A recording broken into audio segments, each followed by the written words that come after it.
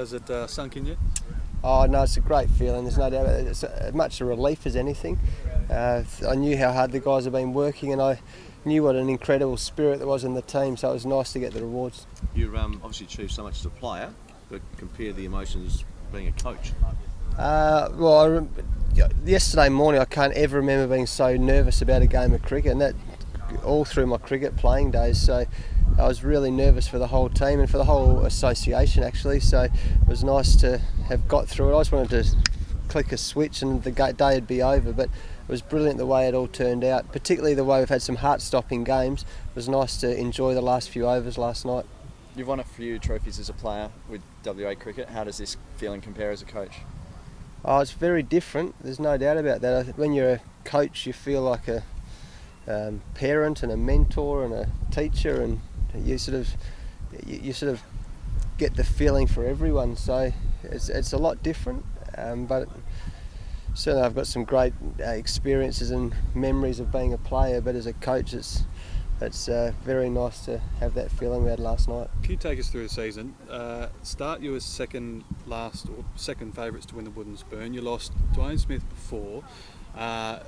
Alfonso Thomas was injured through it. You bring in Arafat. He's remarkable. He goes down to injury. Shaun Marsh, Coulter get called up. But there's so many ups and turns. Super over. It had everything this season, didn't it? Yeah, that's why I was glad last night wasn't such a heart-stopping finish. It was just nice to be able to actually sit back and enjoy the last few overs. It's the only game I've enjoyed, to be honest. But it's a tribute to, I think, Simon Kadich's leadership. He's been a fantastic captain, and we didn't panic at any point.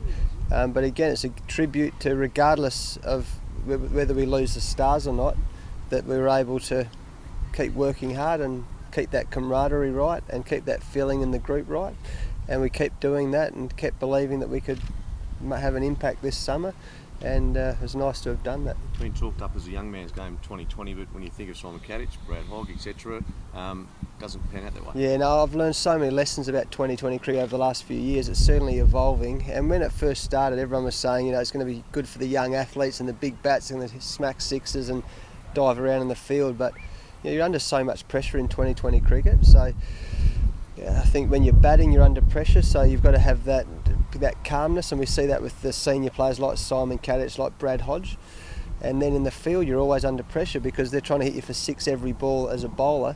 So you've got to have that calm head as well. And we saw that with Yasser Arafat, we saw it with Alfonso Thomas, who's 36. We saw it with Brad Hogg throughout the series. So I think it's a senior man's game, and that's part of the evolution of 2020 cricket. You came in hoping to turn WA cricket around. Do you feel like you've done that now, or is there a way to go with that? Oh, there's a long way to go. Certainly, I've never promised any results. I promised that we'd work hard and get fit, we'd practice well, and we'd try and get our behaviours right on and off the field. So we're taking steps forward, but there's certainly plenty of work to do. Do you dare to dream of a double now? You're not far off the pace in the Shield. Same thing. Who knows? I'm not sure what will happen in the Shield, but if we keep doing what we're doing and working hard and keeping a bit of confidence is a great thing. So who knows? We'll just get through this game against Tassie on Wednesday. It's what I do know. It's all pretty close and compact, isn't it? But we've been thinking about 2020 cricket now. In a few days' time, we've got the Sheffield Shield to start thinking about again. So we finished well before Christmas. Now it's just a matter of getting back into playing good cricket and see what can happen. What would you think chances-wise? Pretty hard, but to have Cat and Hoggy running around next year or next season? Oh, look, I'd love to stand here and say they'll both play. Cat will probably come up here in a minute and with that silly smile he's got on his face and give you nothing, but what I can say, we'll be doing everything possible to get Simon Kadich back. He's just a brilliant leader. Look at his record as a leader. A fantastic person. Tactically he's very astute, but more importantly his players go to war with him, so well respected.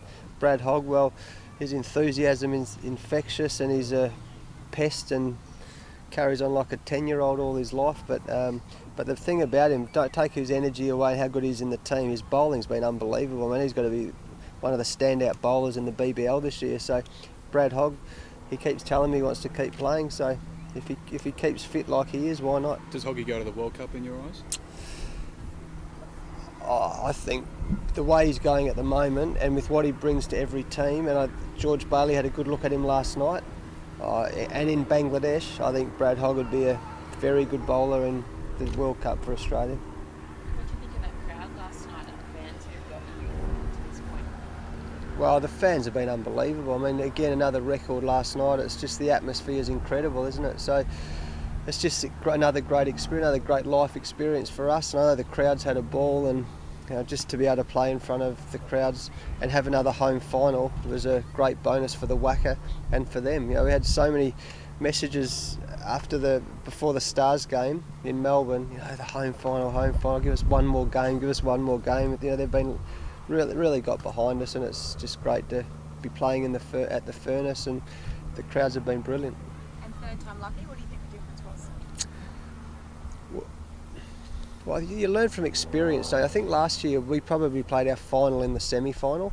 We beat the Stars. It was one of the best games of cricket I've ever seen in my life, and we probably I'm not sure we over-celebrated, but we maybe got a bit ahead of ourselves. We just didn't get going in the final last year. After the game in Sydney, that was a roller coaster of emotions, but we just sat down and we said, okay, let's keep some humility. We came here to win it this year. Making the Champions League was probably a big goal last year, but this year it was all about winning it. So we learned from that experience, and the boys were, as you saw last night, very focused and got the job done.